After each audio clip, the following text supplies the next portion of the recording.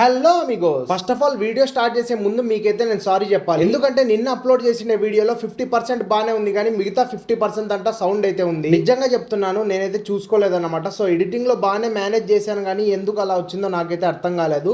So maybe కొన్ని tensions వల్ల నేనైతే చూసుకోలేదు. ప్రతి ఒక్కరికి అయితే సారీ చెప్తున్నాను. సరే, దాన్ని పక్కన పెట్టేస్తే ఇవాళ మన వీడియో వచ్చేసి చాలా మంది అయితే కామెంట్ చేస్తున్నారు, బ్రో NS400 వచ్చింది కదా, మరి RS400 కూడా వస్తుందా రాదా, ఒకవేళ వస్తే ఎప్పుడు వస్తుందని అయితే కామెంట్ చేస్తున్నారు. నేనైతే దాని గురించి ఫుల్ డీటెయిల్స్ అయితే ఇస్తాను. అంతకంటే ముందు కొత్తగా ఎవరైనా వచ్చింటే సబ్స్క్రైబ్ చేసుకోండి. అలాగే వీడియోని లైక్ చేశారంటే నాకు కూడా కొద్దిగా సపోర్ట్ గా ఉంటుంది. ముందుగా జెన్యున్ గా మాట్లాడుకోవాలంటే NS200 కి వచ్చిన క్రేజ్ RS200 కి అయితే రాలేదు. అలాగని నేను RS200 ని తక్కువ చేయడం లేదు. RS200 కూడా చాలా మంచి బైక్. సో బజాజ్ కంపెనీ వాళ్ళైతే ముందుగానే అఫీషియల్ గా అనౌన్స్ చేశారు, RS200 కూడా ఖచ్చితంగా లాంచ్ అవుతుంది 2025 లో. కానీ ఇది మాత్రం NS400 లాగా కాదు, కంప్లీట్ లుక్ అయితే చేంజ్ కాబోతోంది. కానీ దీని ఎక్స్ షోరూమ్ ప్రైస్ NS400 కన్నా కొద్దిగా అయితే ఉంది, 2,20,000. అంటే ఆన్ రోడ్ మనకి దాదాపుగా 2,40,000